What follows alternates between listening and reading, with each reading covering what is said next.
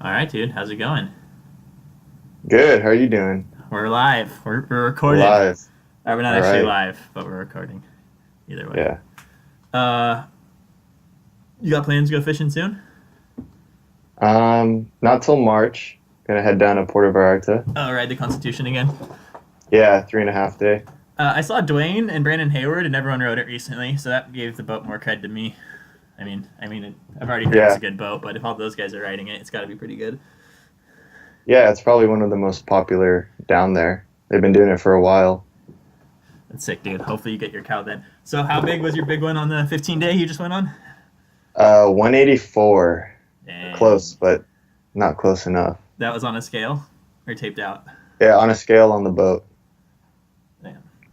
Well, dude, Yeah. tell me about the whole trip. 15 days on a effing boat. That's a long time. I tell people I went on a 3-day trip, and they're like, "You're crazy. How do you spend that long on a boat?" But I figure the sailors used to spend like 6 months on there. So Yeah, it's definitely a long time.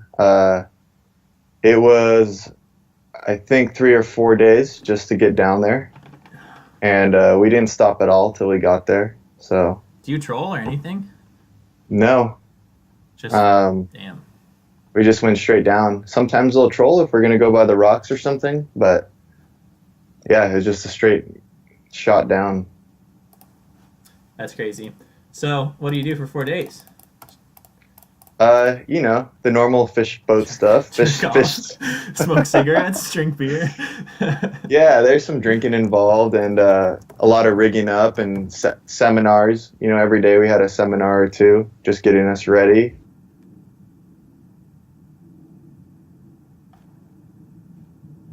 Damn it, we froze. All right, you're back. Yeah, that's gonna be unfortunate if that happens, but whatever, we'll deal with it. Yeah. All right, and then so when you go for 4 days, where do you go? I mean, I've heard as being a long range noob that these boats go to. I've heard of the Rocks. I've heard of Guadalupe. Obviously, that's like a 6-day trip, and then there's Hurricane Bank, and that's where you guys are headed. Yeah, Hurricane Bank is almost the farthest place you'll go. So for a 15-day trip, that seems to be the sweet spot, and it's pretty epic there. What happened first day? You pull up. First day, I actually have some notes. Also, Can kind of remind me. do you guys load up on bait like with a whole bunch of sardines like a normal trip would, or you get down there and you make bait, or So the boat came up from Puerto Vallarta. They did like 2 weeks there before, and they made a bunch of caballitos while they're down there, and those things are pretty hardy. So they lasted through our whole trip, and we had them. So we also made bait. We also brought down a ton of bait, so and you we got more caballitos. sardines, flying fish, Dang. and we got more bait from the Intrepid. They gave us some scoops. That's sweet. And how big's the bait? Normal size sardines you'd fish here in San Diego, 5-6 inches, Dang. And then caballitos are 4 to 6 inches. oh wow. And then we made some tube mackerel, and we netted some flying fish to use on the kite and the balloon. All right. So How do you get a 5 or 6 inch sardine to pull 800 pound test through the water? It's got to be good. good free spool. Yeah. So it was my first time fly lining on like a 20, 30, 50 size reel, and it takes a little practice. You want a good free spool, and the braided line helps a lot. Yeah. So it kind of makes it a lot easier than the way they used to do it fishing mono. That was the one thing when I was on. For people who don't know, I was on the 3.5 day on the Pacific Voyager when the fishing was going off for the big bluefin up here, and originally on my big Talica I had braid to like 100 feet of mono and then do a short fluorocarbon leader. And after the first day, I was talking to Ed and Ying. They were the two just like killers on the boat, and I asked, "Why don't you use mono?" And he said he thought it affected the way the bait swam in the water. And I always thought that you wanted to do mono and it like was stealthier than just going braid, do straight leader. But he just outfished everybody on the first day pretty easily, just using straight braid to a. They do use longer leaders though. They're like 8 to 12 foot fluorocarbon leaders. They're not like little 3 foot leaders. But Yeah, like I started off with like a 20 something foot fluoro leader, like Oh, wind on, dang. Yeah, and yeah. I actually felt like as the trip went on and I had a cut and retie, I was having more bites around like 10 or 8 feet, so even shorter, How does that even make sense? just less resistance. I don't know. Yeah. And I noticed the guy that was probably the hot stick on the boat was fishing with like a 7, 8 foot leader, like really short. And he fished a lot and he caught a lot of fish this trip, including 2 cows. So Dang. Dang. And everyone used 100 pound or 80 pound? What? 100 was the minimum. 135 was probably the normal, and then some people used up to 200 pound. Dang. All fluorocarbon?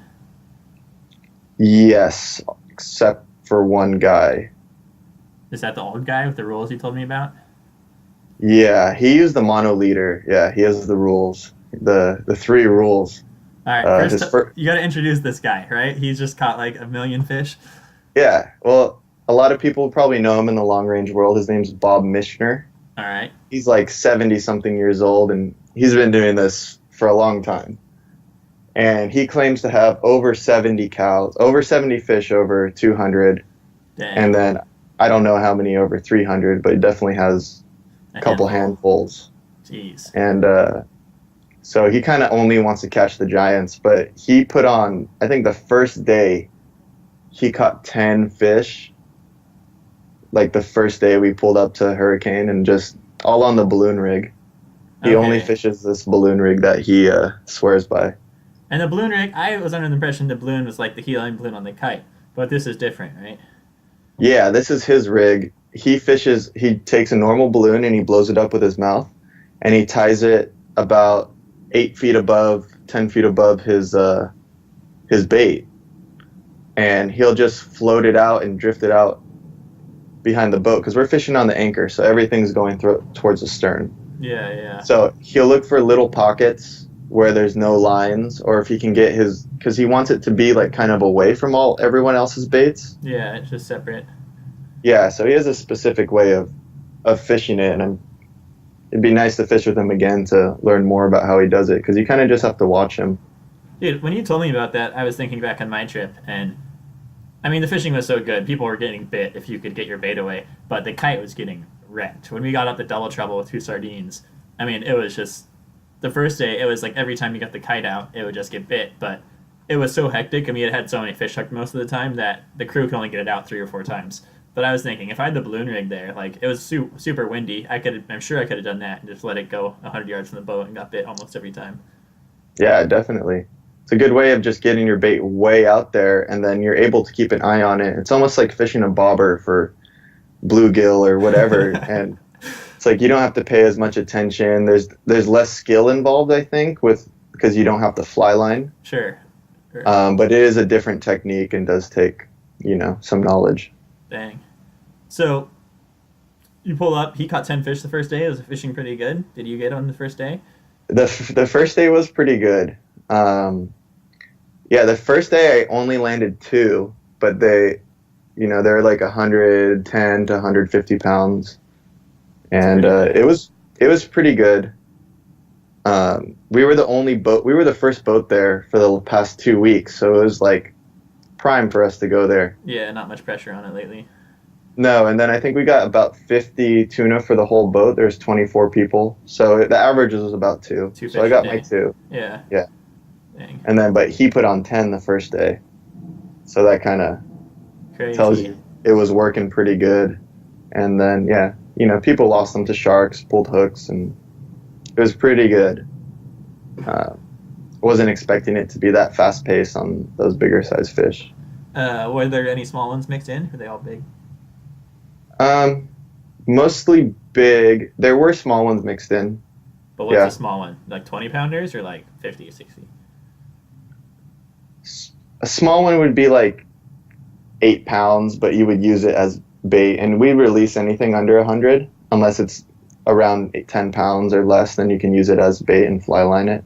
Crazy. And when you release, so you get an 80-pound yellowfin at color, they let it go. Are they like Obviously, they're not gaffing it. They just cutting it and letting it just go with a hook in its mouth. Yeah, they'll try to take the hook out with the gaff. They also have line cutter. They're going to try to save as much line and get the hook out if you can, because this bigger stuff tends to be expensive. Yeah, I remember Andy, when I was at Ken's Custom Reels getting prepped for my trip, he said he landed a fish that had like either 2 or 3 hooks in it, and he said all of them had the pink fluorocarbon coming off of it. And I asked him, really? I've got like the Seagar, the pink stuff, I have it, it was cheap, and he's like, honestly, dude, I don't trust it, I want to use it. So I kind of heeded his warning. That's what I used. Really, the pink stuff? Yeah, for the second half of my trip when I ran out of wine-dons.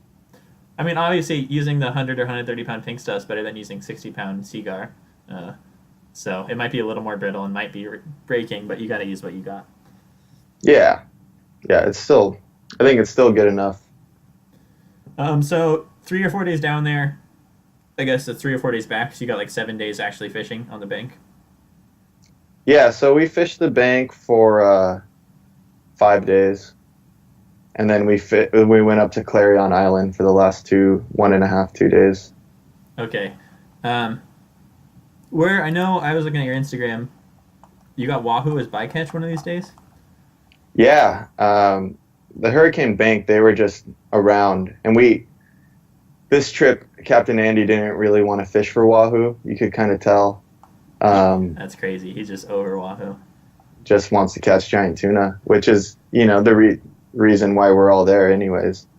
But it's fun to mix it up. And, you'd get them fly lining baits if they didn't cut you off, or we'd troll around for them for like 30 minutes and get some on the bombs. And mine was actually on the kite. Oh, crazy. And, so it's nice to change it up. Well, I'm showing, if anyone's actually watching this on YouTube, I've got photos from his Instagram up, and I mean, that looks like a nice wahoo. I've never caught a wahoo, dude. It's on my list. I'd be stoked. And that 184 looks like quite a fish, dude. Quite a fish. Those sickles are so cool. Yeah, they seem to be extra long over there. And not all the fish have long sickles. Even some of the big ones don't. It's kind of interesting. I'm not sure if it's genetic or yeah. Or what. I wonder if that helps him attract the lady tuna. Ooh. Or those are the lady tunas. Yeah, I honestly don't know. I don't really know how tuna mate either. That's another question. I'd like to interview Chewy from Pier one of these days. I think that'd be pretty cool. That's interesting because I found out doing research about these big bluefin in our waters. Bluefin aren't even sexually mature until they get to be like 140 pounds.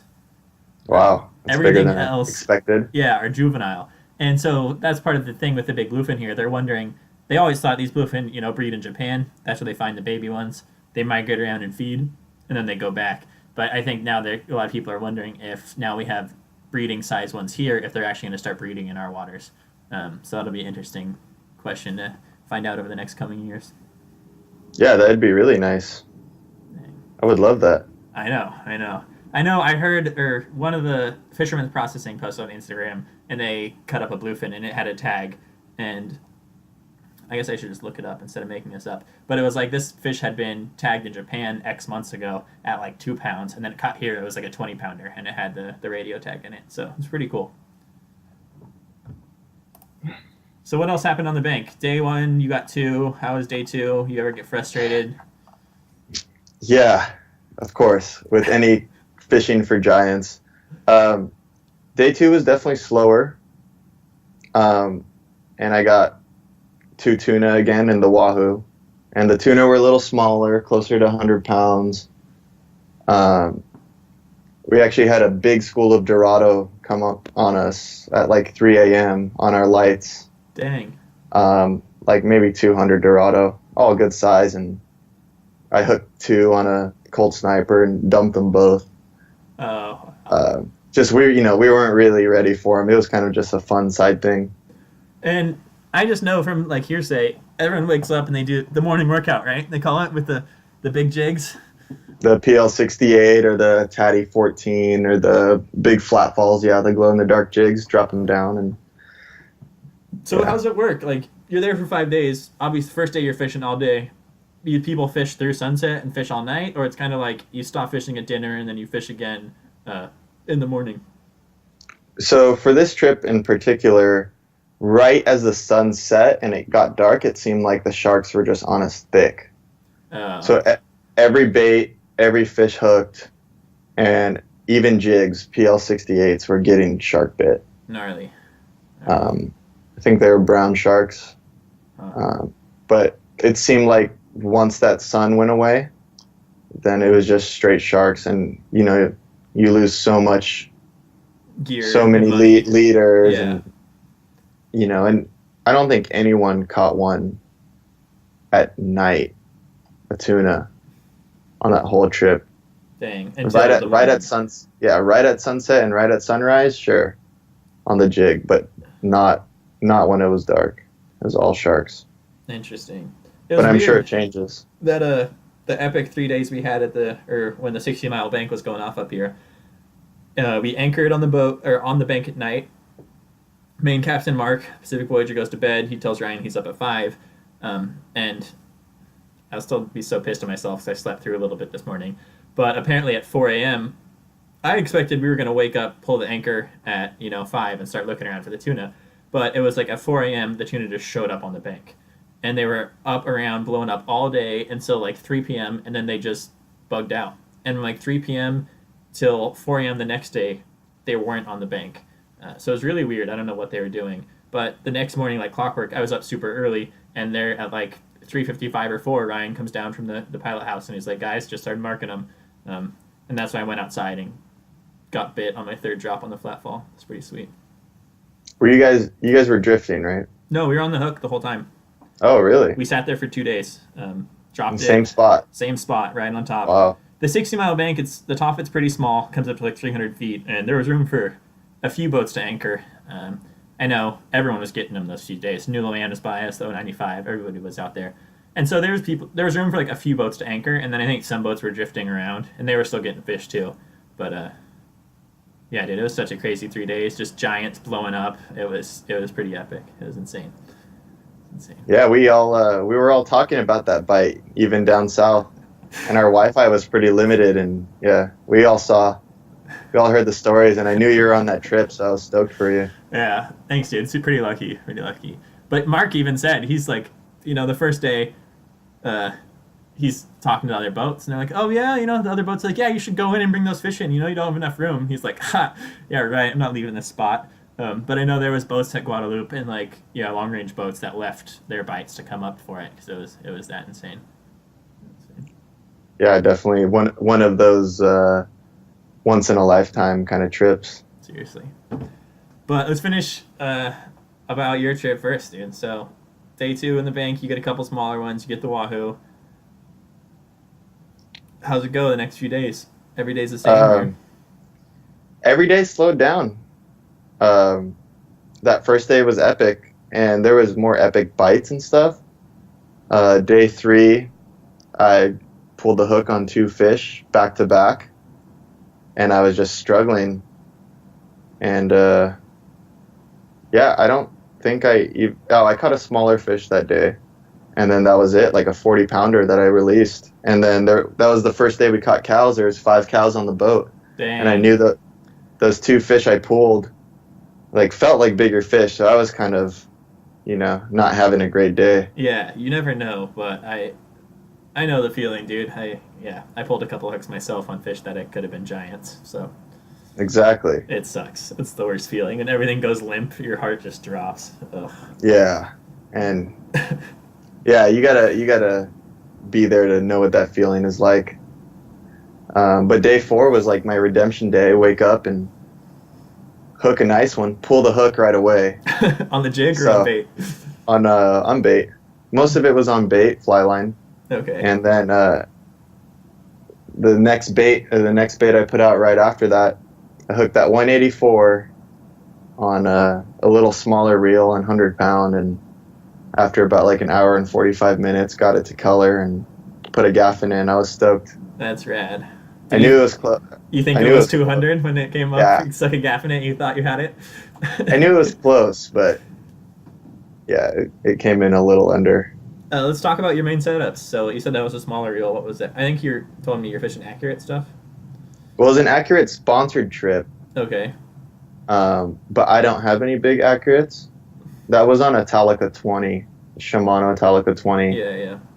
On a CalStar 775 extra heavy or double X heavy. Yeah. So that was a fun setup. And then the other setup was a Makaira 30 on a triple X 770 CalStar. And Okuma makes the Makairas? Yeah, Okuma makes the Makairas. Unfortunately, that reel seized up on my second fish. I know, we have to talk about this because didn't like multiple of those blow up on your trip? Mine did. We had a hand line and splice the fish in the middle of the fight. It ended up being like a 150 or something, the fish, but the reel just jammed up and we had to splice it onto one of the accurate boat rods. Damn. And we ended up landing it, and it was a pretty cool experience because you don't really get you don't cut off your line and hand line it on a 150-pound tuna and then tie it onto another rod and keep fighting it and land it. It's not something you do every day. No, for sure.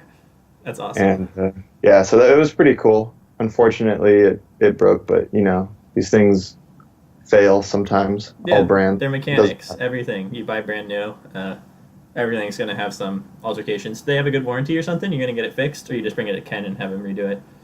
Yeah, no, I called them already. They're gonna do it free of charge. Nice. So just have to send it in. I just know on our trip, it was originally supposed to be like a Mexican yellowtail rock fishing trip, and a lot of people didn't bring big gear, but a few guys had the Okuma Makairas, and everyone was pretty happy with them on our trip. And I know they're at a much lower price point than some of the other big tuna reels.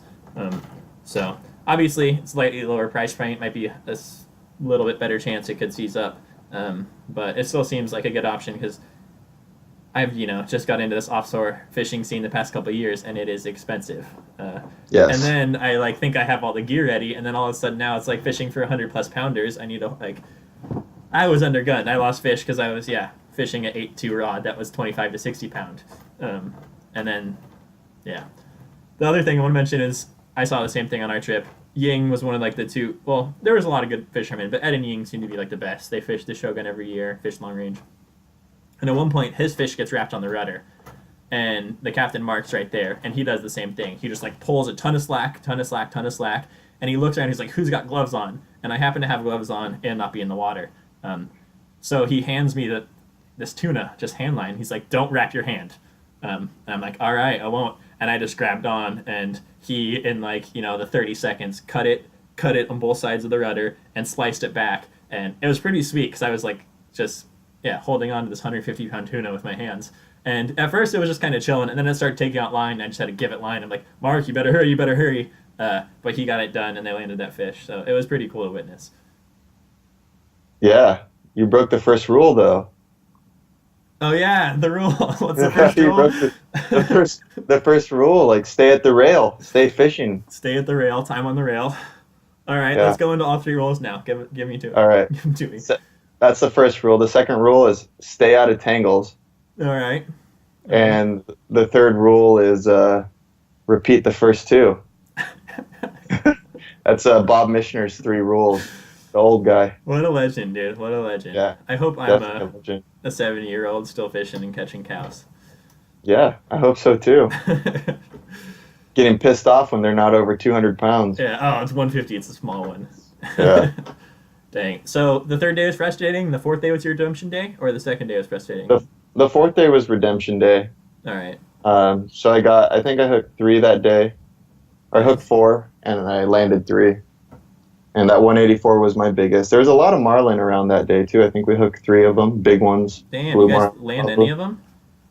No. No, they just tangled everyone's lines or just, rode off into the sunset. They just start jumping or whatever, and then it's, or they just go do the tail walk thing to get 5 lines wrapped around them, and then it's over. Then it's over, and they were bigger, 300 and up pounds, all of them. All blues. Yeah, I'm assuming they were blues or really big stripers, but that's pretty cool. I mean, that would have been sweet to land one, but it's kind of expected when you hook one to lose them, or do they land them sometimes? They land them sometimes. I think they're like weaker than the tuna, but there's something about them just jumping and tail walking and throwing that bait around. Yeah. That it kind of, with all the lines and obstacles in the way, it's a little more difficult to deal with. Yeah, marlin fishing seems like it seems pretty cool, but it's different, All the marlin tournaments are big money, and they're trolling for them, and then people don't really want to kill them, but sometimes they die anyways, and it seems weird. I would definitely keep one if I got it in local waters, and, it's good to eat, but, yeah, I think the fishing for big tuna, if I have a preference, it's just way more fun to fly line a bait than it is to, troll around and wait to get hooked up. Yeah, exactly. Now, tuna fishing is definitely the most exciting when you're fishing for big tuna, especially when they want to bite. Yeah. Pretty powerful animals. And then, day 5, has everyone had enough, or what? Day 5 just slowed down. But day 4 was the afternoon. Sunset was the most memorable point of the whole trip for me, because we're all fishing at sunset, and you just hear this smashing against the hull of all these little boom, boom, boom, boom, boom, and it ends up being flying fish, and you turn around and the sky is full of flying fish. Holy and crap. It just starts taking over the whole horizon, and there's just 50 to 300 pound yellowfin flying out of the water, eating these flying fish for as far as I could see. And everyone was hooking up, and it was pretty epic. As the sun was setting, these Volkswagens just coming out of the water, annihilating these things. That's sick. So it was pretty National Geographic, but... how do these boats have room? Because I know on the Pacific Voyager, dude, the first day we put 37, 100 plus pound plus tuna on the boat, and they were like, guys, you don't have much more room. And they actually filleted fish after the first day just to make room, which... obviously people would rather take them whole, get them to the processor and stuff, but you gotta do what you gotta do when you're filling the boat with giant tuna. You can't really complain. Yeah. Well, this boat's a little bigger. It's the Red Rooster 3. Okay. So, it's at 85 feet? It's 116 or 108 or something. Damn. All right. And how many anglers were on the boat? We were fishing 24 people. Is it roomy enough to fish? The only difference is... It's just a little harder on the anchor versus drifting. Yeah, on the anchor, at Hurricane we fished on the anchor, so it was everyone's kind of on the stern. Yeah. And you got used to it. People get tired. It's hot. It's 90 plus degrees all day long. Yeah. Sitting out in the sun. People get tired, and less people, as the trip goes on, less people are fishing. Totally. The first day everyone's amped, but yeah, by day 5, half the people are eating. Yeah. Or upstairs having a cocktail or whatever. Dude, it was crazy on the Pacific Voyager. There was a time the second day... Well, first off, in the morning, when I went out at 4 a.m., I hooked up. I look around. There's not a single other person fishing. We're on the hook. I'm by myself, hooked up on a tuna. And then 2 other guys come out. One gets hooked up first drop. One gets hooked up second drop. And Ryan Block there's down, and he's just laughing. And he's like, there's all 3 people fishing are hooked up, and still people aren't fishing. And there was 3 guys drinking coffee just watching us. But... we all were just so wrecked physically from that first day. And we had, 37 of these things on the boat that, I was still not satisfied because I didn't really get a good one the first day. But, yeah, it was just crazy. The second day, there's times when only, 6 people would be fly lining off the back. And then there's, 6 people in the galley. It was pretty crazy. Man, all breaking that first rule. They don't know, dude, the rules. Yeah. Oh, that's awesome. I would love to be on a trip where everyone gets tired and I'm the only one at the rail. Well, it was also this wasn't a long-range trip. People weren't expecting to fish for these big fish, so a lot of people got PBs the first day, and they're like... I know, Ed and Ying caught 4 tuna, probably average 140 pounds each the first day. They just each had 600 pounds of tuna, and I remember the first afternoon, I'm just frustrated, because I'm pulling hooks, I'm getting broken off, I don't know how to fight these fish, and I see Ying, come out of the shower all clean, and I'm like, what, you're not fishing? He's like, I'm done. I don't want to kill anymore. It's like, damn, you're a genius. Wow. Yeah. At some point, it's just so much fish, you don't even know if you can eat it all. Dude, one guy said, I posted my big report on Bloody Decks, and a guy, John Cook, was on the trip. He was definitely a good angler, and he was ready. He had 100-pound tests and stuff. But he said his tuna processing bill was $500, and then he realized he brought it home, and he didn't have the freezer space. So he just had to scramble, calling everybody he knew just to find room for it all. to donate it, give it to them. Yeah. You can actually donate your fish to charity, and it's a tax write-off through the processors. That's cool. So that's a good option. Yeah. Yeah. And next time I want to try, I know there's like Mario's, there's 5-star, there's Fisherman's. I respect them all. They all seem good. But I definitely like to try some of the jerky from one of them. Because I didn't get any jerky done or anything smoked. I just got it all processed. And, it did come out fantastic. But I definitely like to try the jerky next time. Yeah, I've tried it, like samples of it. It's pretty good. Surprisingly good. Yeah. All right, so day 5. Day 4, epic sunset. Day 5 is pretty slow. And Day 5 sucked. We left. We went to Clarion in the afternoon. And where's Clarion? Clarion is like north-ish of Hurricane. It's an island. So Hurricane Bank is just, you don't even see anything. It's an underwater bank. But Clarion is this big island. I'm going to bring up a map just for people who might be watching this on YouTube. You see Hurricane Bank's here. Obviously the tip of here is Cabo San Lucas. Okay, so yeah, it's north and then east. It's almost like directly in line back to Cabo, it looks like. Yeah. Dang. All right, so how's Clarion? Yeah, we didn't get there till like 11 a.m. The next day.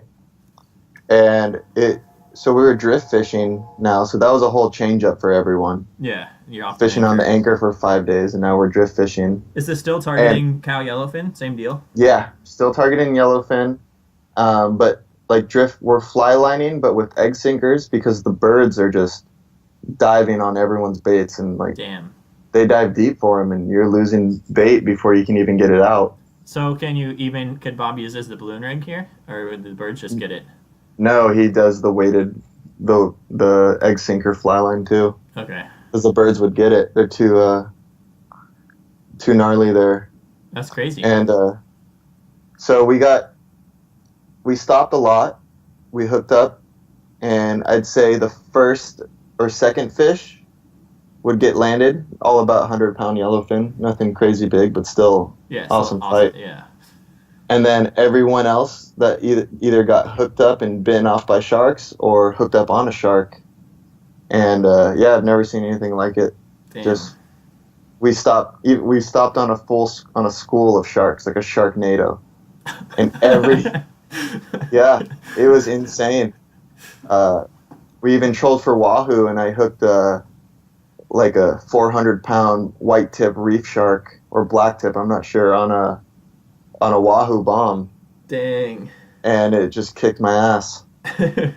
And just shark after shark, and I pulled up 2 heads and one that had its tail bitten off, and that's brutal. Yeah. Sharks gotta make a living too, but that really sucks when you have a fish of a lifetime and then you just, it's not fighting anymore, but it feels heavy, and then you just reel in a head. Yep. No hammerheads or what are down there? And it's not like Guadalupe or they're great whites or anything. It's just like these big brown or whatever. Like the reef sharks, the brown sharks, and we actually had these 2 whale sharks at Hurricane just floating by our boat, which was a pretty cool sight. Gnarly. Those are the big gentle ones you dive with that are technically whales, right?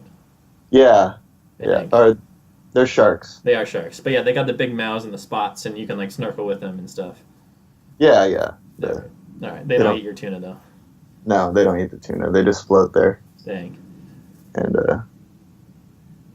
but Clarion, you have to stop and check in over there with the Navy, I think, or Mexican military. Immigration, whatever.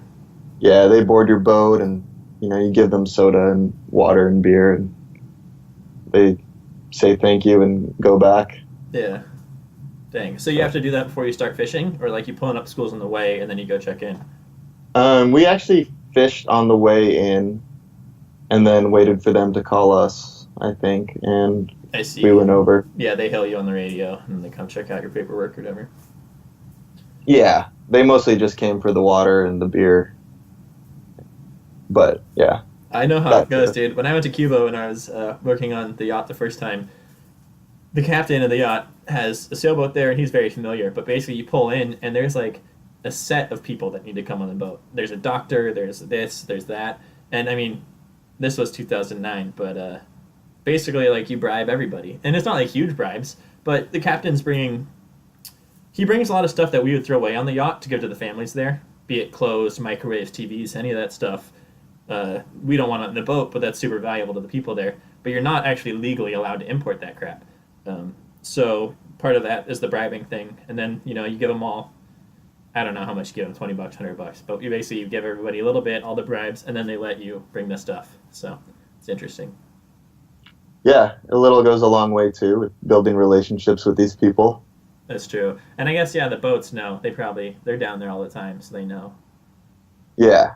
Yeah, they're like, oh, this boat's coming. Like, they're going to bring us whiskey or whatever. Yeah, interesting. So that's good, yeah. And then the next day we anchored up that night and made some bait. Just off the island? Are you in a cove? Or are you, where are you at? Like in a cove off the island. Made tube mackerel.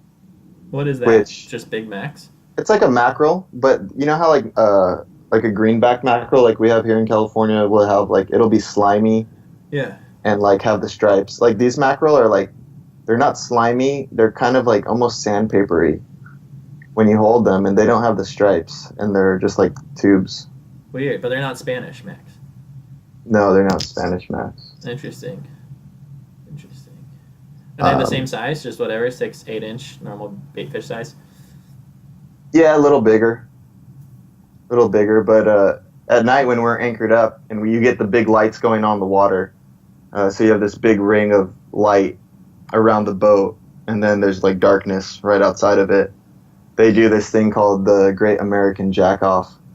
So you get a popper, a big full-size popper, and you chuck it out past the lights, and you work it in, and we're catching these jacks. I think they're horse-eyed jacks, or something like that. They're jacks with these giant eyes, and super fun to catch. That's pretty rad. 15 pounds, good fight on the popper. Yeah, like the one that you caught in Costa Rica, but different species. Yeah, similar but different species. Yeah. So that was a fun pre-dinner thing. It was the last person had to buy beer for everyone or something, That's sweet. And then I ended up hooking a 7-8 foot brown shark on the popper in the middle of the night, and I was just I don't want to deal with this right now. But you don't want to lose a $25 popper in your leader. Exactly. But we actually got it back with all the hooks bent out, but we got the popper back. Nice. Change those out. Stayed up till 4 a.m. making bait. Woke up at 4:30 a.m. to go fish again. Did you really need bait at that point? You guys are pretty much exhausted your supplies? Yeah, so at Hurricane Bank, Intrepid came and gave us some of their bait. But the water is so warm down there, the sardines from up here aren't really used to it. Yeah. So it's good to get bait from down there. It's a little stronger because the water's... That makes sense. Yeah, it's cured. Really warm. Yeah. Essentially. So we needed it. So that's what... They worked really well the next day. But it was the same deal with the sharks. And then the second day, same. You just drive around, you meter schools, you stop on schools, and then just get heavily sharked. Yep. And that was the trip. Went back to Cabo to drop everyone off. Because this is they call them flyback trips, or most people just fly back from Cabo. Yeah, so you'll pull into Cabo and you'll drop off everyone that's flying back, and they'll either stay a day or two or just fly straight back or fly straight home. Yeah. And then it was me and 3 other people stayed on the boat for the ride back. All right. And how was the ride back? Anything exciting happen? You fish at all on the way back? We trolled the first day and a half, and we had 1 short bite, and that was it. Dang. But there's stories of people catching a ton of wahoo and dorado on the way back, but it could be epic if the conditions are right. You just never know. Yeah, you just don't have time. If we had time to meter around. Yeah. Dang. But we had to make it back up. Well, that's pretty sick, dude. It's a little too bad you didn't get your 200, but I'm sure you'll get one next year, or hopefully in a couple months when you got a PV. Yeah, it gives me a goal to shoot for, and then after that will be a 300, and then a 400, and it's an addiction. It really is, dude. I know the hashtag the tug is a drug, but it's it's an addiction. I've felt it set in over the past couple of years, just from catching small yellowfin and now the big bluefin, and it's just like, God, there's just nothing like that feeling of when you're fly lining and your line just starts racing. It's just like, it's the sickest feeling ever. Oh yeah, yeah. The whole experience, from the time you're getting your stuff ready to filleting the fish, the whole experience it's definitely something people should try. Yeah. Well, I'll just talk about my Pacific Voyager trip real quick. Found it on Bloody Decks, 3.5-day charter. Normally they go down and fish Mexico for rockfish and yellowtail, but normally there's not tuna here in November. Last year there was. They went out to the Tanner Bank and they caught a bunch of big fish, but they weren't as big as this year. They were catching like the 70, 80, 90 pounders last year, and it was early November. So when I first got on the boat, they're like, yeah, we're still going down to Mexico. And I was pretty bummed. I was like, oh, I just want to go tuna fishing. But all right, like, I've never done this. I'm sure it'll be cool. But one guy mentions to Mark, he's like, look, the tuna fishing's been good. We should go do this. And Mark asked everybody. And I mean, for us to go down and fish the Mexican coast, it costs like $110 in excursion permits and everything. And the weather was going to be bad. And it's like a 24-hour ride back. And I'm just really happy we didn't, especially how the fishing turned out to be up here. But yeah, we went out. We stopped on some yellowfin on the way out, and there was dolphin and birds and some schools of yellowfin on the meter, but somehow we never got bit at all. But that day, I'm pretty sure what happened was like the week before, the Pacific Voyager was on a trip, and he went out to go check out this water he saw on the graphs, Mark said, and they found the really big bluefin out there. They weren't really biting. They hooked a few and landed one on jigs, but they found them. And Mark said he tells, the fleet works together pretty well, it sounds like. He told Greg on the Aztec. So the Aztec was always chasing this big bluefin the past year. They went out there. And so the day we were on our way out there, apparently the Aztec caught like 35 of these giant bluefin on like a day and a half. And they were coming in. And so Greg calls Mark back to tell him, they all share the info. So Mark tells us, and yeah, we drop the anchor, and I stay up late drinking beers and bullshitting. The deckhands are cool. There's Dawn, Kazi, and Ryan Block, the second captain. And I hear Mark tell Ryan, he's like, I'll be up at 5, we'll start looking around then. So I set my alarm for 5. And we woke up at 5, and the boat still hadn't moved yet. So I was like, all right, I guess we'll just, we're not moving yet. I'll sleep a little bit more. And then at 5:30, I wake up, and my bunkmate's alarm's going off, and he won't turn it off. And I'm like, about to get pissed. I look down and he's not in bed, and the other guy's not in bed, and I'm like, what the hell? So I just throw in my boots and my PJs and run up on the deck, and Ed's there.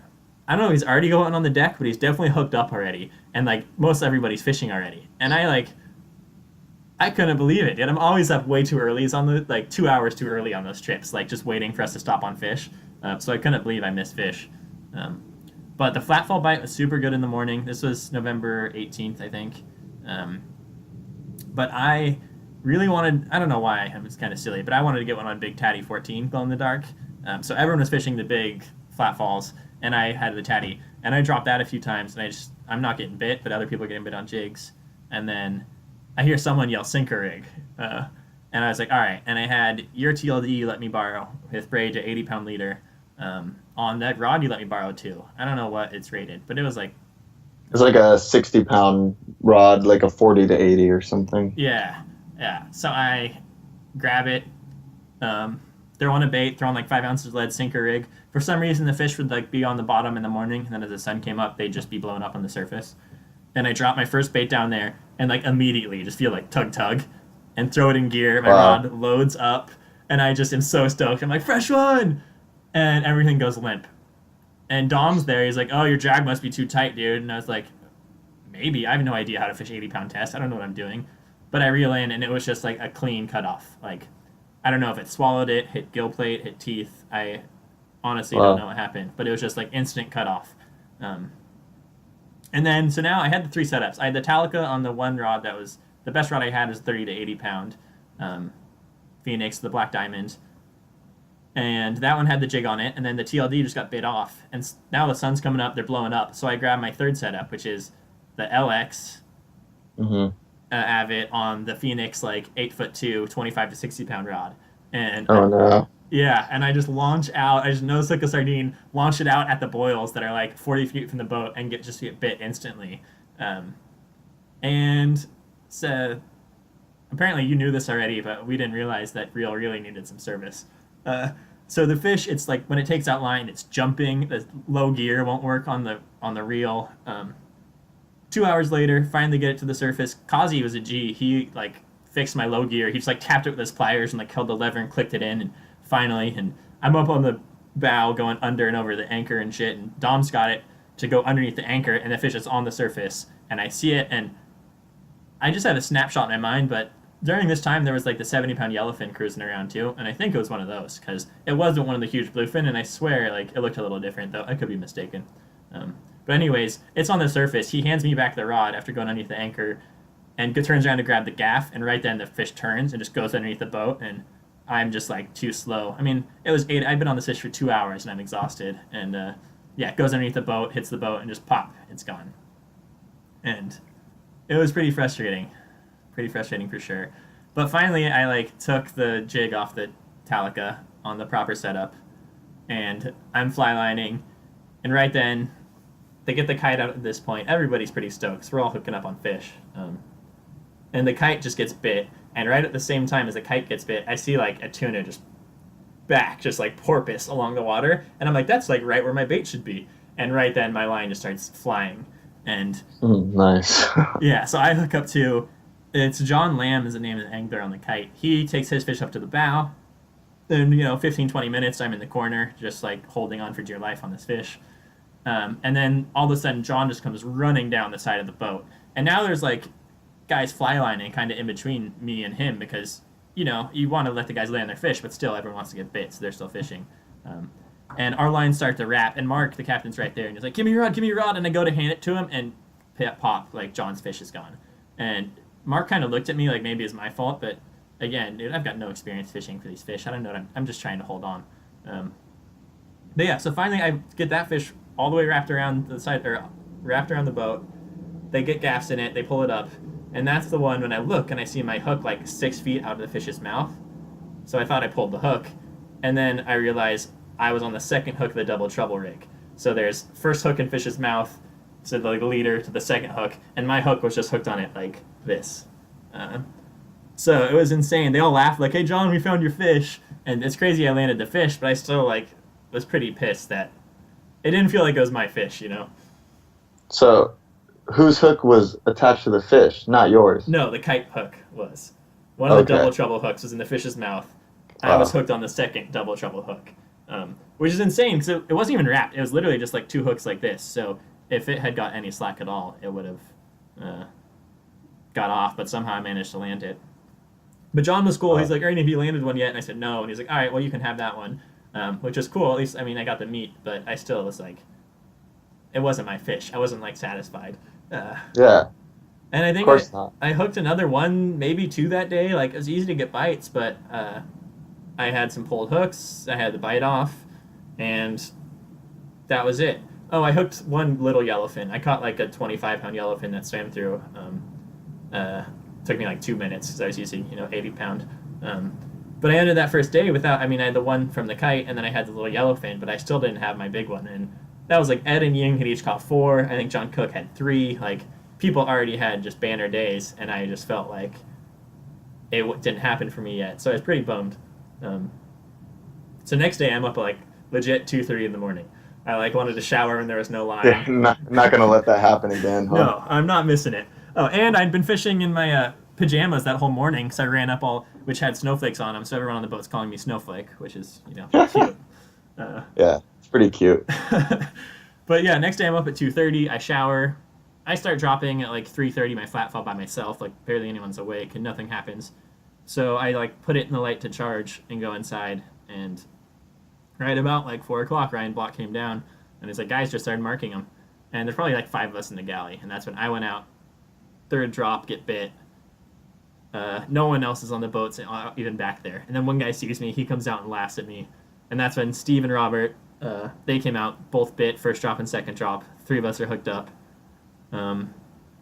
It seems too that these fish came up a lot quicker in the dark. Like in the dark, people could kill these fish in like 15, 20 minutes, sometimes 10 minutes, whereas in the daytime, all the fights were like 20 minutes to 3 hours. So I don't know if the fish just get disoriented or they don't know what was up, but it was interesting to know. Yeah, that is interesting.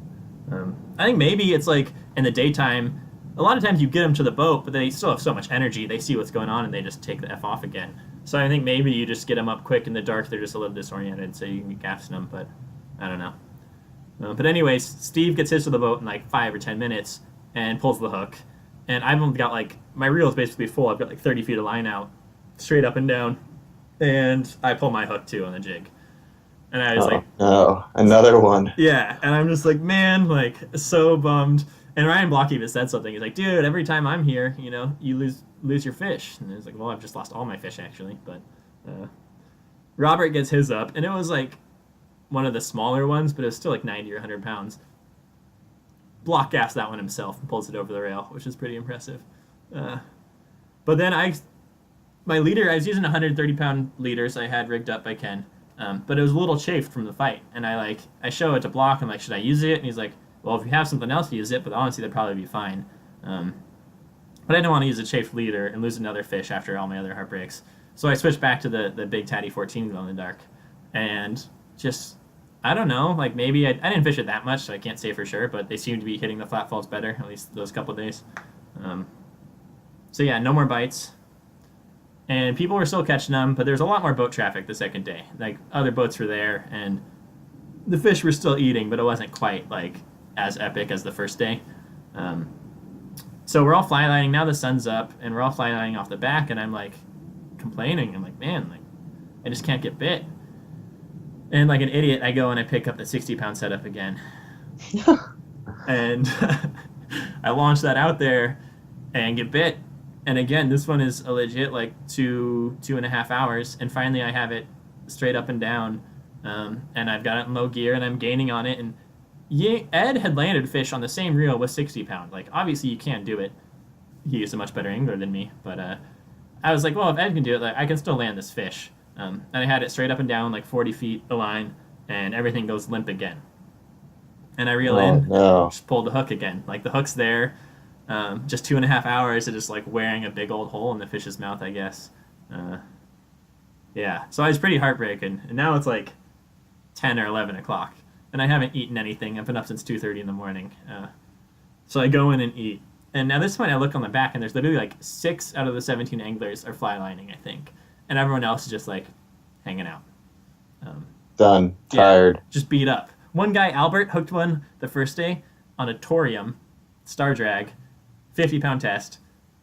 No exaggeration, fought it for over 4 hours, and then lost it at color on the anchor line. Like, people were just wrecked. Yeah. And I know you can land those fish on 50-pound. Like, it's not, you get a circle hook and a good hook set, like, it can happen, but people were just wrecked.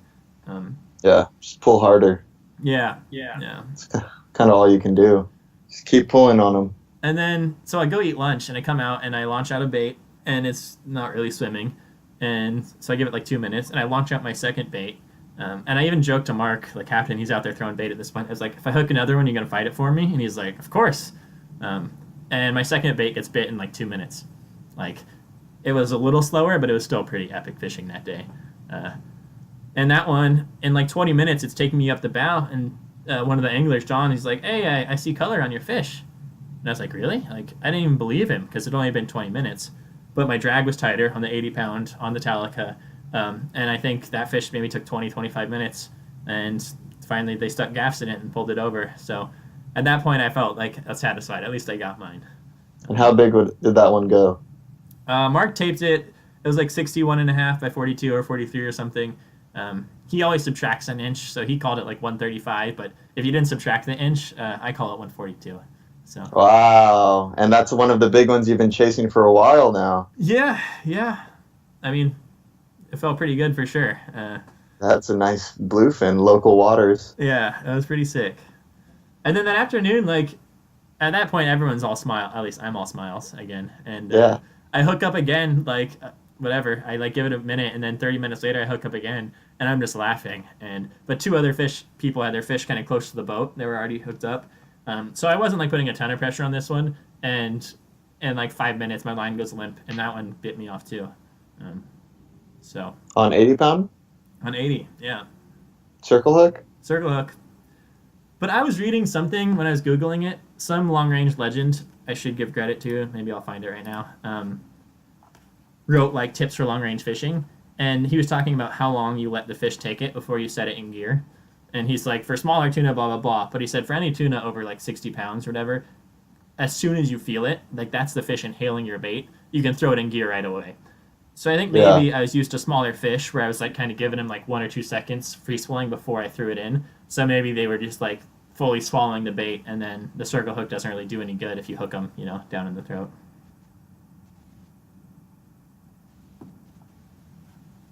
Yeah. Especially with 80 pounds. It's one of those bigger models. Yeah. Yeah. And when I hooked, like, it had 300 yards of line off my reel and was on the surface. Like, it wasn't even up and down. Like, I mean, the biggest one, we honestly didn't even tape out most of the fish. And Mark didn't think we caught any cows, probably some 180s. But we lost a bunch. And at one point, Ed just got completely spooled. Like, it was on an accurate Dauntless. It's not a huge reel, but still, he hooks up and all of a sudden it's taking more and more line. He just like all of a sudden's got it at full drag, and the fish just never stopped and spooled him. He said it's the first time he's ever been spooled in his life. So, wow.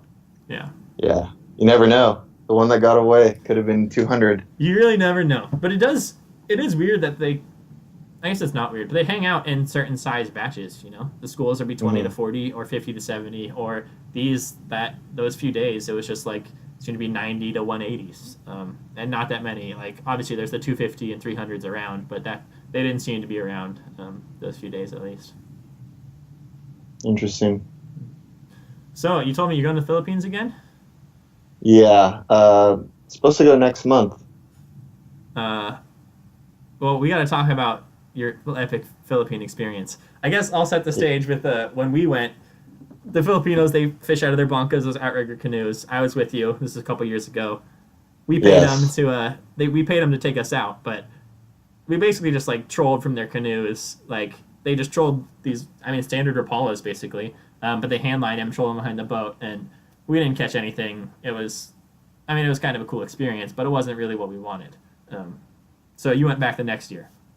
Yeah, I went back the next year, and I went to the fish market and looked for whoever was selling the fish that I wanted to catch, tuna, wahoo, marlin, dorado. Yeah. And talked to them to see who their fisherman was. So it ended up being this lady's 2 brothers. And we went to their little fishing village and made a deal to go out, me and our other friend, Fadi. Was your mom there to speak Tagalog? Yeah, well, they speak Ilocano in that region. Oh, yeah, sorry. But even she can't understand everything they're saying. Yeah, but she does better. She's fluent in Ilocano. They're just individual dialects. Yeah. Yeah, it varies by region for sure. Yeah, exactly. So we make an arrangement to go out with them, and so they want to leave at 2 a.m. Pitch black, middle of the night. Yeah. In these wooden canoes big enough for me and then the fishermen. And they don't have any plotters with GPS coordinates, do they? These guys actually had a little handheld GPS, but not like a nice one at all. Just nice. Like go like 2 kilometers north kind of thing. Yeah, but that's good. They at least have something. Like if they got turned around, at least. I guess they used to be able to navigate with the stars and a compass and one of those. Like you can do it, but at least they got something. Yeah, you can do it. But when we went out, they had nothing. So we're going out, and it's like 2 a.m. and our boat's moving through the water. The stars are out, and every time the boat's hitting the water, just the bioluminescence is lighting up the water bright blue, and it was really cool. Damn. And we get out past like a certain distance where we're not like sheltered by the island anymore, and the wind is just blowing like 20 knots at least. Damn. Which is a lot when you're on a little canoe. Dude, it's a lot in any boat, let alone on a wooden canoe. And Fadi starts. It's pitch black. Fadi starts throwing up. I can hear him throwing up in the distance. But he's in a different boat than you. He's in a different boat, and we don't have walkie-talkies or anything. And how many, is there a little fleet of you guys, or is it just the 2 boats? Or what? It's just us 2. Just 2 boats. Yeah. And with 2 local guys. two local guys that we can't communicate with at all. They don't speak any English at all, and we speak no Ilocano. Yeah. And yeah, so they say, I kind of get from what they're saying is, there's too much wind. We're not going to go. And we're like, all right, it's probably better safe than sorry. Yeah. And then 15, 20 minutes goes by, and they just start up the engines in their little inboard engine and start going out farther. I'm like, all right, I guess we're going. And so we ended up going about 30 miles out offshore. Jeez. On these little canoes. Yeah. And they call these things rockets. They're like, out there, they're like homemade kelp patties, kind of. But these giant driftwood and bamboo floating things with a big flag on it so they can see it, and they have the GPS coordinates of around where it'll be. Oh, okay. I mean, and then they kind of... It's drifts, obviously, but they know-ish where it should be. They know, like, that it's drifting this way. They didn't have, like, GPS markers on the actual rockets. Yeah, yeah. But, so we'd go out. There was about 3 of them that we went to. They're all in the same area, kind of. And we would troll little hoochies or little feathers around them, try to get bit. Didn't catch anything for a while. And then we trolled a dead mackerel and caught a dorado on the hand line, which was pretty cool. And, we were using hand lines, which was also different for us. And was this mackerel, like, I've seen them rig ballyhoo on a marlin boat, They tear out the eyes, everything, and it swims kind of straight. Yeah, they put the weight in and get, bridle it up and all that. Yeah, I'm guessing the mackerel wasn't like that. This was a frozen mackerel, and with a hook through its back, spinning in the water, all ridiculous. Like, you never think it would work. And that was the extent of bait they brought, was one mackerel. That was all the bait we had. Damn. And so then we start fishing with like a little like rice or something, or it was like little tiny piece of squid for these like trigger fish. And I'm like, oh, we're going to use those as bait or something. But he takes them and he throws them in the cooler, these little black trigger fish. All right, just like off our patties, you see like the blue perch or whatever underneath them. It's like the little fish. All right. So like, oh, maybe we'll use these for bait later. But he just throws them in the cooler and we keep fishing around. He's like, oh, the fish aren't on top. That's what I think he's saying to me. So he gets out this homemade like jig, and it's literally just a piece of metal with a hook on it and some weights above it. And he like shows us, and we drop it down like 100 feet, 150 feet, and hand line it up really quick. And then it just starts loading up with all these 5 to 8 pound yellowfin and skipjack. Dang, that's pretty cool. So we catching a bunch of those, and it's my first time fly lining. It's like 15-pound test too, so it's super, super light and small in your hands. But yeah, all right. If anyone's watching this, I do have the photo of the hand line from your Instagram up, so you can kind of see what you're dealing with. Yeah, it was a new technique, a little challenging, and so Fadi keeps throwing up, and we're out there. It's like 12 o'clock. He's been throwing this whole time. God, he must be miserable. Yeah, miserable. And he's like, he's yelling at me like, hey, let's go in, like, because it's a 2-hour ride home. Yeah. And I'm like, all right, like, one more fish. And so I drop it down and I hook a yellowfin or some kind of tuna. Yeah. And I'm like, I'm reeling it up. I'm like, oh, this might be a better one. And then all of a sudden, the line just starts ripping out of my hand, like full speed, burning. And like we get to the end, I'm like, let's chase it down. Like, this is a good fish. Yeah. He's like, I'm like, follow it. And he starts following it because, fishermen can speak fishermen. Yeah. And all of a sudden, this 400 or 500 pound blue marlin is tail walking in front of the boat with my tuna that I hooked in its mouth. Damn. And just took us for a ride, and 15-pound test eventually. We lost it after like 20 minutes. Yeah, you didn't have too much of a shot, but that's pretty sick. There's also this photo of the tuna on your Instagram, so you can see Yeah, those are little 5, 6, whatever pound tuna. Yeah, some of them are super tiny. But that's what they use for bait for the big marlin and for big tuna, right? Yeah, exactly. Those are perfect bait size. So next time I go there, it's crazy. This next month, I'm gonna bring some bigger trolling setups and try to catch some of those small tuna and troll them. Hopefully, actually land one of these marlin. That'll be sweet, dude. That'll be sweet. So, there's a little photo of the boat here. It doesn't quite do it justice, but I can understand. 30 You've miles, been on them. Yeah, 30 miles offshore. Jesus. Didn't the guy cook your lunch an interesting way out there too? Oh yeah, I love this so story. those little black tilefish, or not tilefish, triggerfish. I thought he was going to use for bait. Pulls it out of the cooler on the way home, and shoves it in a piece of bamboo, like a hollowed out piece of bamboo, and then he takes that and puts it over the exhaust of the boat with the fish in it. And for like 10 minutes, I'm like, what is this guy doing? I have no idea. The engine's getting super hot because the exhaust isn't leaving. And he pulls it out and dumps it out, and the thing is crispy.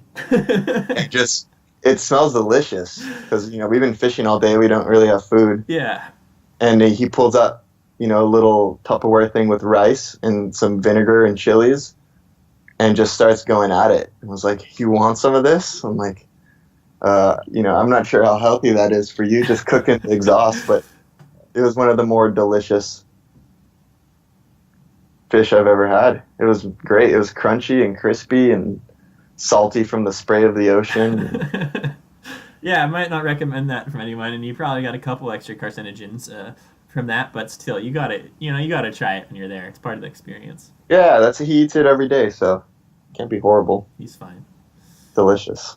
All right, and real quick before we get out of here, let's talk about. I know you went to the fishing resort ponds in Thailand. Am I right?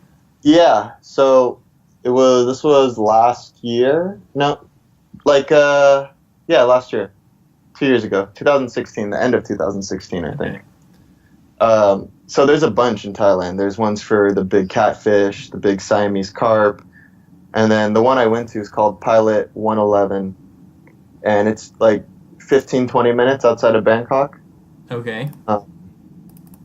And it's like $10 or $15 a day to fish there, and it's these ponds, like maybe 8 ponds, and each pond has like either a mixture or a certain species of freshwater fish, and it's lures only. Oh, that's cool. Yeah, and you can stay. We stayed on a little house on the ponds there for a couple nights, and it's kind of like safari park fishing, and it kind of takes a little bit of the wildness away, but it's not like it was wide open, except for the secret pond, which was wide open. Oh yeah. But it was like the Instagram too, so there's a photo. I mean, that sunset photo is pretty epic of you standing out there. But you can see how the ponds are pretty much square, flat. They look kind of man-made, but still, it's gotta be pretty cool.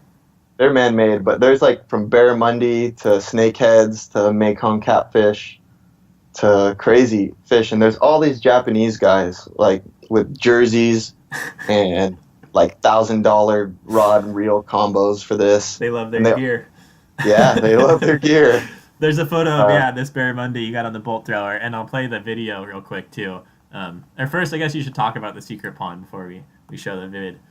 Well, I was there for New Year's, and the owner, this lady, came up to me and was like, "Oh, for New Year's, I have a surprise for you. You can come and fish in the pond behind my house."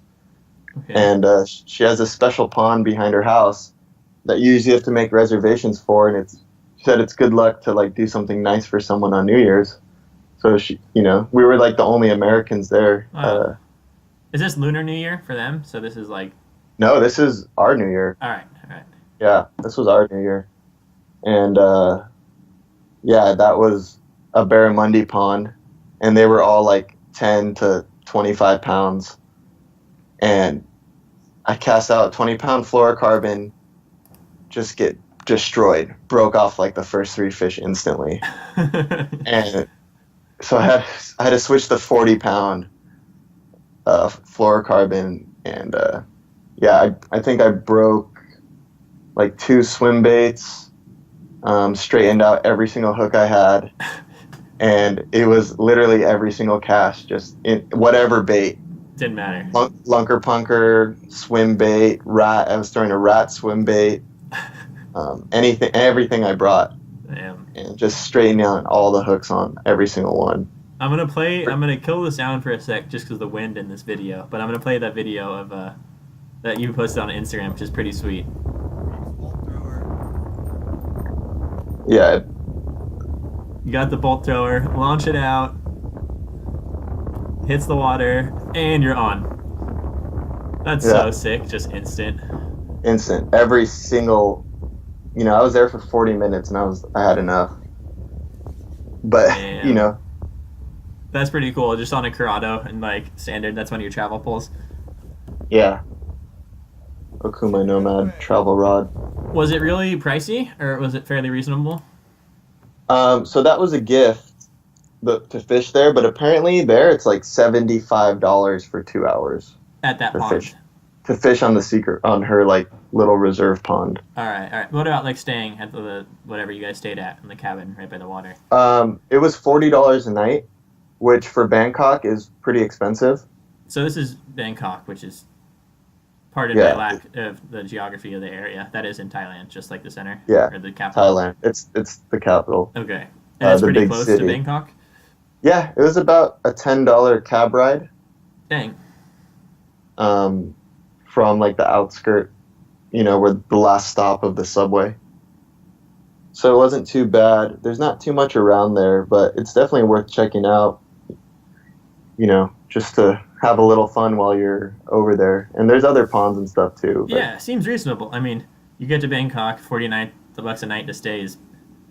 I mean, I know we're young and like fairly cheap, but talking to my parents who go to New York, like most people spend $200-300 a night on hotels pretty normally. So that sounds still pretty cheap and reasonable.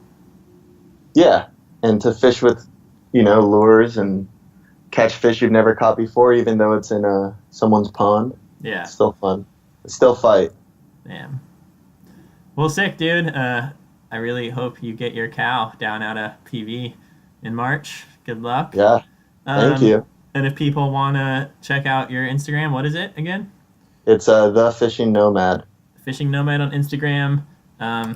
Adrien, dude, thanks a lot, and I'll be in touch. Next time in town, we definitely got to fish. It's crazy. They're still catching bluefin. So next time I'm back in San Diego, we definitely got to go out.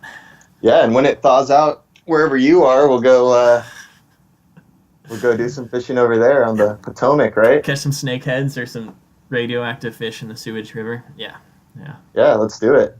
Well, let's keep in touch and maybe make a Baja trip happen too. Yeah, dude, that would be sweet. Hopefully we do, and if we do, we'll definitely be back and talk about it, because that's a whole different adventure. Yeah, I live so close, and there's so much to explore down there. Go down the Sea of Cortez, back up the Pacific, or whatever.